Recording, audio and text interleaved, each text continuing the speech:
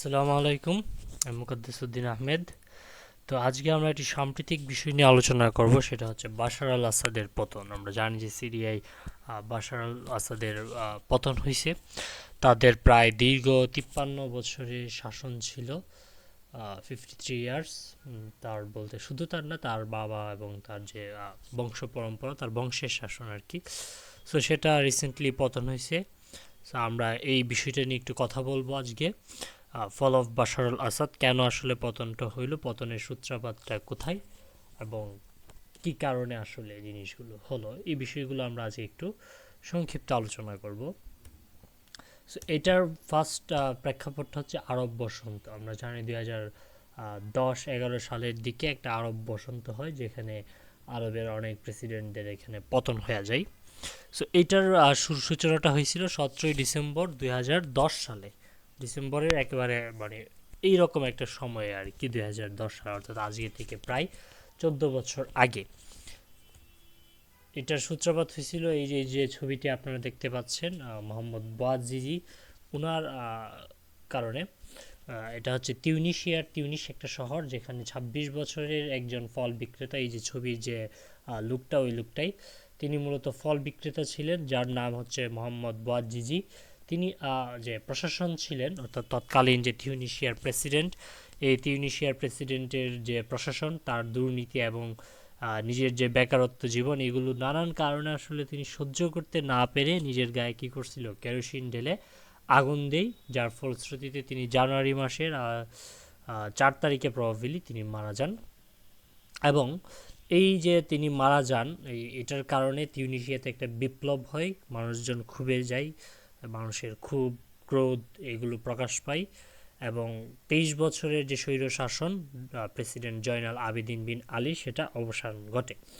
অর্থাৎ 17 ডিসেম্বর 2010 সালে এই বালক, 26 বছরের একজন যুবক, যিনি হচ্ছেন বouazizi, যার নাম, তিনি নিজের গায়ে আগুন দেয়, যার ফলে তিউনিসিয়াতে ওই প্রেসিডেন্টের যে ক্ষোভ, এটা জাগ্রত হয়, মানুষ ক্ষোভ প্রকাশ করার একটা সুযোগ পায়, এবং সমস্ত তিউনিসিয়া ক্ষোভে তখন ফেটে ওঠে, যার দরুন এই জয়নাল আবেদিন বেন আলী, যিনি প্রেসিডেন্ট ছিলেন, তার 23 বছরের স্বৈরশাসন হয়। তিনি তখন তিউনিসিয়া থেকে পালিয়ে সৌদি আরবে যান, এবং সৌদি আরবে তার মৃত্যু হয়, এবং সৌদি আরবে তার বর্তমান যে সমাধিস্থল, সেটাও সৌদি আরবে অবস্থিত।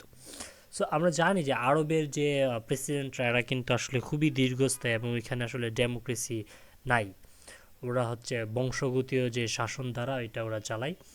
সো এই বংশগতীয় যে শাসন ধারা, এই স্বৈরাচারী ব্যবস্থা যে শুধু তিউনিসিয়াতে ছিল তা না, অন্যান্য দেশে ছিল, এবং এই আন্দোলনটা তাদের পার্শ্ববর্তী যে রাষ্ট্রগুলো আছে, এই রাষ্ট্রগুলোতে ছড়ায় পড়ে। কীরকম? যেমন আমাদের এই তিউনিসিয়াতে যে বিপ্লবটা হয়, সেটার নাম হচ্ছে জেসমিন বিপ্লব। এইখানে কার পতন ঘটে? এখানে জয়ের নিচে উকারটা হবে না, এটা একটু typing mistake. So Zainul Abedin Ben Ali, তিনি 23 বছর ক্ষমতায় ছিলেন, এবং তার যে স্বৈরশাসন, সেটা পতন ঘটে। এটি পতনটা হয় জানুয়ারি মাসের 14 তারিখে, মানে 2011 সালের জানুয়ারি 14। তাহলে 17 ডিসেম্বর থেকে আন্দোলনটা শুরু হয়েছিল, এবং 14 জানুয়ারিতে গিয়ে আন্দোলনটা শেষ হয়, প্রায় 27 দিনের মতো স্থায়ী ছিল।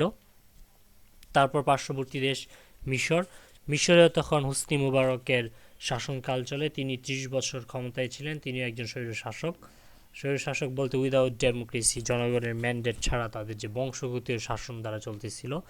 এইটাতে এই বিপ্লবটা তিউনিসিয়া থেকে মিশরে কনভার্ট হয়, মানে মিশরের মানুষজন দেখে যে তিউনিসিয়াতে একটা বিপ্লব যেহেতু হয়েছে, আমরা একটা বিপ্লব করি, এবং তারা তাদের যে স্বৈরশাসন এই হুসনি মুবারকের পতন ঘটায়, যেটাকে মূলত নীল বিপ্লব বলা হয়। পাশাপাশি লিবিয়াতে গ্রিন বিপ্লব হয়, যেখানে মোয়াম্মার গাদ্দাফি, তার 42 বছরের শাসনামল ধ্বংস হয়, এবং ইয়েমেনে যেটা ইয়েমেনি বিপ্লব, যেটা হচ্ছে আলী আবদুল্লাহ সালে, তার 33 বছরের শাসনামল এর অবসান ঘটে। তাহলে এই আরব বসন্তের মাধ্যমে 4টা আরবের দেশের স্বৈর শাসকের পতন ঘটে। যদিও সেই 4টা দেশেই যে আসলে আরব বসন্তের রেজাল্ট খুব একটা ভালো হয়েছে, ওই রকমও না।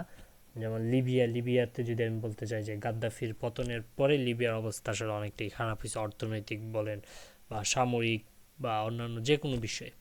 সো এটা আসলে আমাদের আজকের মূল বিষয় না। মূল বিষয়টা হচ্ছে আরব বসন্ত একটা কেস ঘটছিল, আবার অনেক দেশে যেমন তিউনিসিয়াতে তিউনিশিয়ার পরবর্তী রেকর্ড অনেক ভালো। লিবিয়া সরি কী বলে, ইয়েমেনের অবস্থা পরবর্তীতে ভালোই গেছে। সো হোয়াট এভার, মূলত আরব বসন্ত শুরু হয়েছিল 2010 সালের 17ই ডিসেম্বর, এবং 2011তে জানুয়ারি থেকে শুরু করে জুন জুলাই পর্যন্ত এই বিপ্লবটা চলে এবং 4টা দেশের স্বৈরশাসকের পতন ঘটে। এখন আমি যদি একটু ম্যাপটা দেখি যে আসলে কোন কোন জায়গায় হয়েছে, এখানে আমরা দেখতেছি এই জায়গায় হচ্ছে তিউনিশিয়া, এই যে অংশটা, এই তিউনিশিয়াতে বিপ্লবটা হওয়ার পরে কিন্তু লিবিয়াতে হয়েছে, লিবিয়ার সাথে ইজিপ্টে, মিশরে হয়েছে। হ্যাঁ, তারপরে আপনারা যদি দেখেন যে এই 3টা দেশ মানে একসাথে, তারপরে এইদিকে ইয়েমেনে, দ্যাট মিনস এই রিজনেই কিন্তু এই যে যে শাসনের যে বিপ্লব অর্থাৎ আরব বসন্ত এটা অকার করে। তাহলে সিরিয়া কিন্তু এদের পাশাপাশি, অর্থাৎ ইজিপ্ট থেকে এই জায়গাটাতেই সিরিয়া। হ্যাঁ, মানে ইজিপ্ট থেকে জাস্ট ইসরায়েল জর্ডান পার হইলেই সিরিয়া, মানে ইসরায়েল পার হইলেই ইসরায়েলের সাথে সিরিয়ার একটা বর্ডার কানেকশন আছে। ওকে, তাহলে এই সিরিয়াতেও তখন আরব বসন্তের বাতাস লাগে। এটা আরব বসন্ত বলা হয় কেন? কারণ ওই সময় বসন্তকাল চলতেছিল আরবে। তাহলে যখন আমাদের ইয়েমেন, লিবিয়া, মিশর, তিউনিশিয়াতে স্বৈরশাসকের পতন ঘটছে, সিরিয়াতেও তখন বাশার আল আসাদ, তারও রিজিম তখন অনেক বড় একটা রিজিম ছিল, তার বংশেও শাসনামল ছিল 53 ইয়ার্স, এবং তার বোধহয় ওই সময় 11-12 বছরের মতো তার শাসন। তো ওই সময়টাতে বাশার আল আসাদের পতনের জন্য সিরিয়াতে আন্দোলন শুরু হয়, এবং সিরিয়াতে যখন আন্দোলনটা শুরু হয় তখন এই জায়গায় সে টিকে গেছে। 4টা দেশ টিকতে না পারলেও সিরিয়াতে বাশার আল আসাদ টিকে গেছে। কেন টিকতে পারছে? এইটার কারণ হচ্ছে তার পেছনে অনেকগুলো সাপোর্ট ছিল। একটা রাশিয়ার সাপোর্ট ছিল, আর একটা সাপোর্ট ছিল হচ্ছে ইরান সাপোর্ট দিছিল, কারণ সে হচ্ছে শিয়াপন্থী ছিল। সেজন্য ইরান যেহেতু ইরানেও শিয়া বিপ্লব যেহেতু হয়েছে, সো ইরান তো শিয়াজমের একটা কান্ট্রি, তারা সিরিয়াতে চাইছে যে একটা শিয়া প্রেসিডেন্ট থাকুক, এই জন্য তারা সাপোর্ট দিছে। দেন রাশিয়া সাপোর্ট দিছে, আর লেবানন হচ্ছে সিরিয়ার পার্শ্ববর্তী রাষ্ট্র, সেখান থেকে একটা সংগঠন ছিল যে হিজবুল্লাহ, এই হিজবুল্লাহরও সাপোর্ট সিরিয়াতে আছে। তাহলে বর্তমান সিরিয়ার প্রেক্ষাপটটাতে যদি যায়, এই হচ্ছে সিরিয়ার map.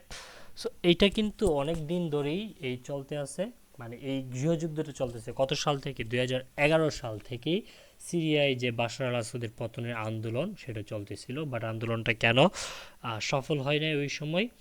Because of Russia, Iran এবং লেবাননের হিজবুল্লাহ, এই 3টার কারণে। তাহলে রাশিয়া এখন বর্তমানে ইউক্রেন যুদ্ধ নিয়ে ব্যস্ত।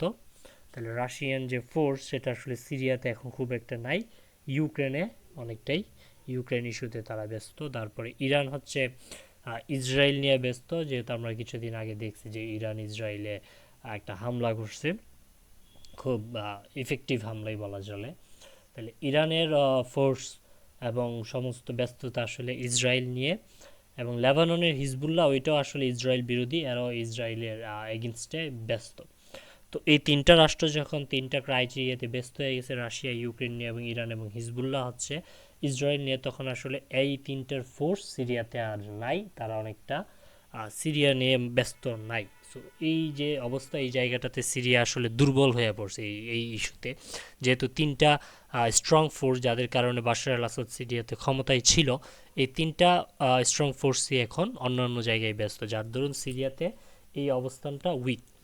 সো এই উইকনেসের সুযোগটা আসলে নেই হচ্ছে যে বাশার আল আসাদের যে বিরোধী যারা ছিল তারা এই বছরের 27 নভেম্বর, অর্থাৎ 2 সপ্তাহ আগে, তারা হচ্ছে গিয়ে ইদলিব মানে যে বর্তমান এই জায়গাটা, এই ইদলিবে একটা হামলা করে, ইদলিব দখল করে, এবং সেখান থেকে আলেপ্পো দখল করে, তারপরে এই যে হোমস এগুলো দখল করে, এবং হোমস থেকে তারা দামেস্কের দিকে যাচ্ছিল, এমন সময় বাশার আল আসাদের পতন ঘটে।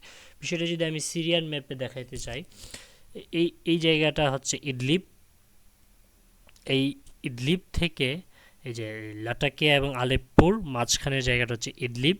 এই ইদলিবে হচ্ছে গিয়ে একটা সংগঠন, যে সংগঠনটার নাম হচ্ছে হায়াত তাহরির আল শামস, অর্থাৎ HTS।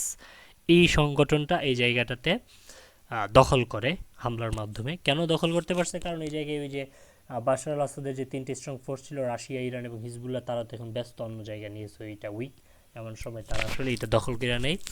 এবং পরবর্তীতে আলেপ্পো দখল হয়, আলেপ্পো দখলের পরে এখানে হামা, তারপরে হোমস, এগুলো যখন দখল হয়, দামেস্কাস হচ্ছে গিয়ে সিরিয়ার রাজধানী। তো দামেস্কাসের দিকে এরা এগোতে যাচ্ছিল, এমন সময় দামেস্কাসের যে অবস্থিত বাশার আল আসাদ, তিনি হচ্ছে পালিয়ে রাশিয়াতে অ্যাসাইলাম নেন, অর্থাৎ রাজনৈতিক আশ্রয় নেন রাশিয়াতে, যেহেতু রাশিয়া তার সাপোর্টের অংশ। এই হচ্ছে এই কারণে বাশার আল আসাদের পতনটা মূলত ঘটে।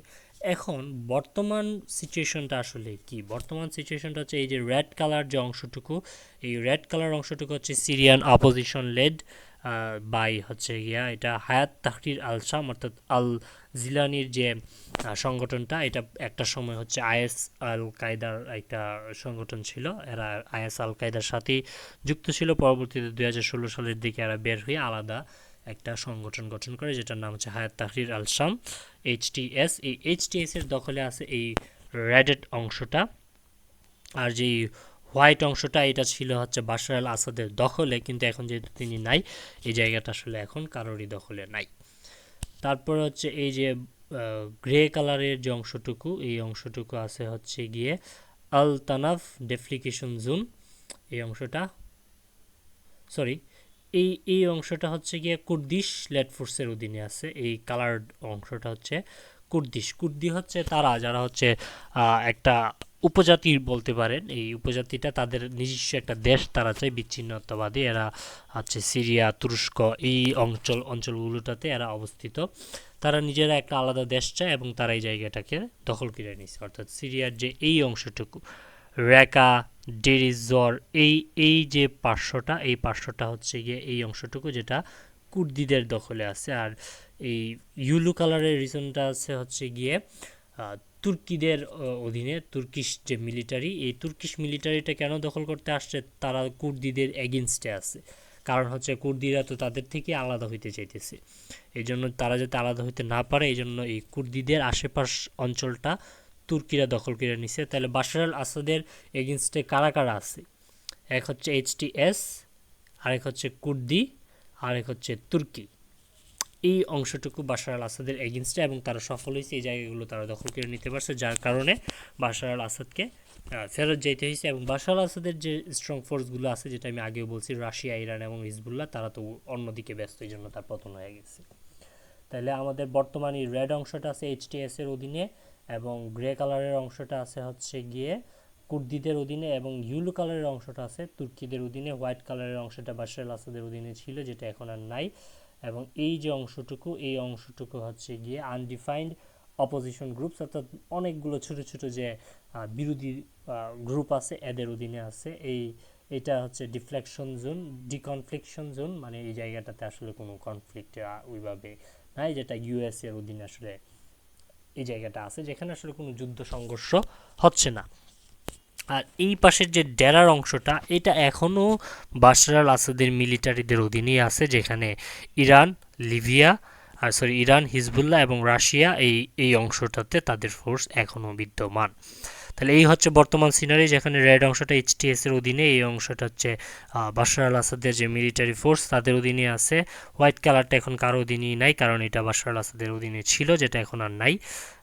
এই এই যে কালার অংশটা, এই কালার অংশটা হচ্ছে গিয়ে ছোট ছোট যে গ্রুপগুলো আছে বিরোধী, তাদের অধীনে, এটা ইউএস এর অধীনে। আর এই অংশটা হচ্ছে কুর্দিদের অধীনে, এই অংশটা হচ্ছে তুর্কিদের অধীনে। তাহলে ফিউচার যে ব্যাপারটা হইতে পারে, এখানে অনেকগুলো আসলে সম্ভাবনা আছে। সম্ভাবনা হচ্ছে এই যে রেড অংশটা, এই রেড অংশটাতে এইচটিএস এর অধীনে, যারা মূলত সুন্নিপন্থী, এবং এই কুর্দিদের সাথে তাদের একটা ফাইট আছে। তারা কুর্দিদের অধীনে আসলে সিরিয়া দেখতে চায় না, এবং তুরস্কের একটা ফোর্স আছে যারা মূলত কুর্দিদের সিরিয়াতে আসতে দিতে চায় না। আবার ইউএসএ তারা আবার এই কুর্দিদের এগেনস্টে মানে পক্ষে আছে। আবার এই জায়গাতে বাশার আল আসাদের সৈন্য আছে। সো সব মিলিয়ে এই হচ্ছে সিরিয়ার বর্তমান পরিস্থিতি। এটা ফিউচারে এখন দেখা যাক কোন দিকে যায়। এটা হয় এইচটিএস এর অধীনে যায়, নাকি কুর্দিরা কোনো কিছু করতে পারে, নাকি তুরস্কের এখানে একটা প্রভাব বিস্তার হবে, বা ইউএস এর প্রভাব বিস্তার হইতে পারে, অথবা এই জায়গায় হচ্ছে গিয়ে ইসরায়েল কি করতে পারে, এটাও দেখার বিষয়। কারণ ইসরায়েল কিন্তু রাশিয়া, ইরান এবং হিজবুল্লাহ তাদের একটা অবস্থান ছিল সিরিয়া, তারা এখন আসলে এই জায়গাটাতে আসতে পারবে কিনা সেটাও দেখার বিষয়। অন্যদিকে আবার এইচটিএস যে ইসলামিক সংগঠনটা, হায়াত তাহরির আল শাম, তারাও ইসরায়েলকে কোনো প্রকার স্পেস দিতে রাজি না। তারা হচ্ছে এই সিরিয়ার একটা অংশ কিন্তু হচ্ছে কি গোলান মালভূমি, যেটা ইসরায়েলের অধীনের দখলে আছে। ইসরায়েল এখন ওইটা নিয়ে আসলে চিন্তিত যে এইচটিএস কিনা আবার ওইটা দখল করে, মানে গোলান মালভূমি ফেরত নেওয়া নেই সিরিয়াতে। সো সব মিলিয়ে সিরিয়ার পরিস্থিতি আসলে কি হয় ফিউচারে, এটা আসলে চিন্তার বিষয় বা দেখার বিষয়। তো এই হচ্ছে আমাদের আজকের আলোচনা, বাশার আল আসাদের পতনের সূত্রপাত কোথা থেকে হয়েছে এবং কোথায় গিয়ে থামছে এবং কি হইতে পারে, এটার একটা ছোটোখাটো ধারণা দেওয়ার আমি চেষ্টা করেছি। আশা করি সকলে বুঝতে পেরেছেন। ভালো থাকবেন সবাই, সুস্থ থাকবেন। আল্লাহ হাফেজ।